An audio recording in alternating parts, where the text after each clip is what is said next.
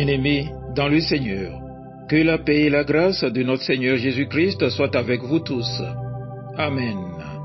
Le texte biblique retenu pour notre méditation de ce samedi 17 mai 2025 est tiré du livre des Psaumes, Psaume 127. Le thème de ce jour est le suivant: donne la priorité au Seigneur qui bénit. Prions. Seigneur notre Dieu, nous voici devant toi avec un cœur humble et disposé. Nous croyons que ta parole est vivante, qu'elle est la vérité et qu'elle éclaire notre chemin. Nous te prions d'ouvrir nos cœurs, d'ouvrir nos oreilles spirituelles, et que ta parole nous conduise à te mettre, toi seul, au centre de tout, par Jésus-Christ notre Seigneur. Amen. Psaume 127. Si l'Éternel ne bâtit la maison, ceux qui la bâtissent travaillent en vain. Si l'Éternel ne garde la ville, celui qui la garde veille en vain. En vain, vous levez-vous matin, vous couchez-vous tard, et mangez-vous le pain de douleur. Il en donne autant à ses bien-aimés pendant leur sommeil. Voici, des fils sont un héritage de l'Éternel. Le fruit des entrailles est une récompense. Comme les flèches sont dans la main d'un guerrier, ainsi sont les fils de la jeunesse. Heureux l'homme qui en a rempli son carquois. Il ne sera pas confus quand ses fils parleront avec des ennemis à la porte. Amen. Chers frères et sœurs, dans notre monde agité, nous sommes souvent poussés à la performance, à l'ambition et à la course effrénée pour bâtir notre vie, notre famille, notre carrière, nos projets. Mais le psaume 127 nous rappelle une vérité essentielle. Sans le Seigneur, tout cela est vain. Il nous invite à réorienter notre vie, à donner la priorité au Seigneur, car c'est lui seul qui bénit véritablement et durablement. Le psalmiste Salomon déclare que bâtir une maison ou veiller sur une ville sans l'aide du Seigneur, c'est courir vers l'échec.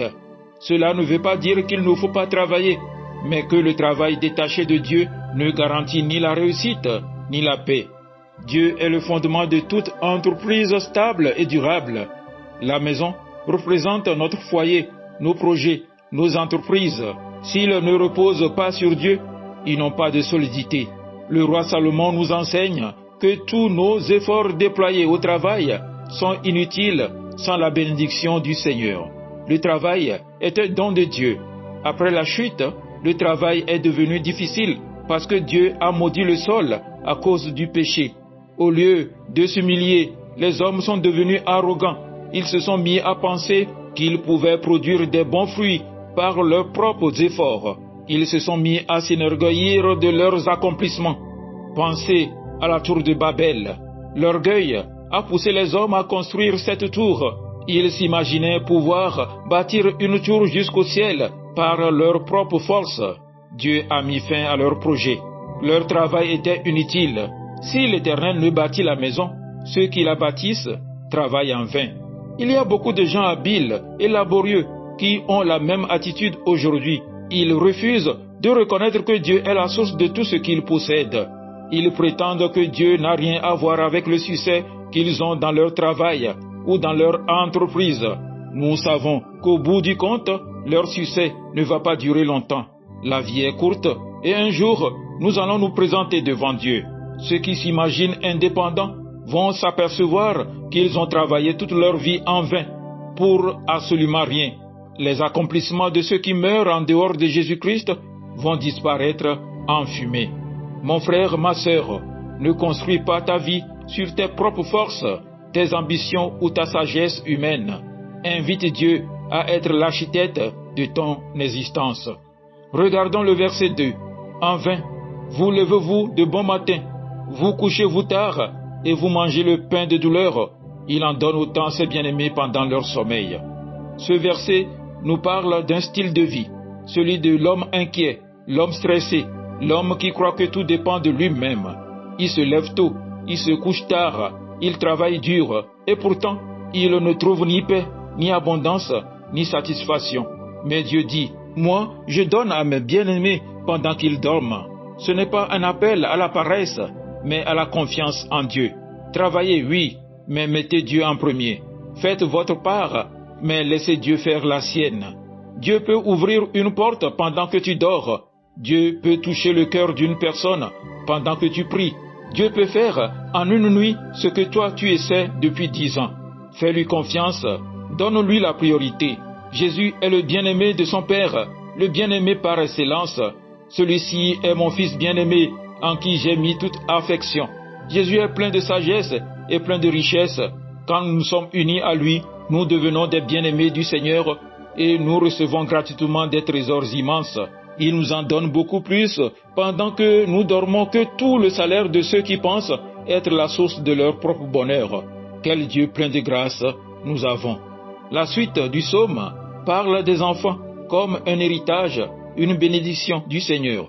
Dans un monde où parfois les enfants sont perçus comme un fardeau, le texte nous rappelle qu'ils sont un cadeau de Dieu. Cela renforce l'idée que toute vraie bénédiction vient de Dieu. Même les choses que nous pensons pouvoir produire nous-mêmes, comme la famille, sont sous la souveraineté de Dieu. Nos enfants peuvent être une joie et un bonheur pour nous seulement parce que Jésus, le Fils promis, est venu nous sauver et nous protéger. Celui qui a reçu la flèche destinée aux ennemis de Dieu, il a été transpercé par la lance du soldat. C'est lui qui est mort à notre place à cause de nos péchés pour apaiser la colère de Dieu. C'est lui qui parle pour nous aux portes de la ville. C'est lui qui prend notre défense contre Satan, notre accusateur. C'est lui qui plaide pour nous et qui nous défend devant le tribunal de Dieu. C'est lui qui règne aujourd'hui sur son royaume et qui bâtit son église. Tout notre salut vient de Jésus-Christ.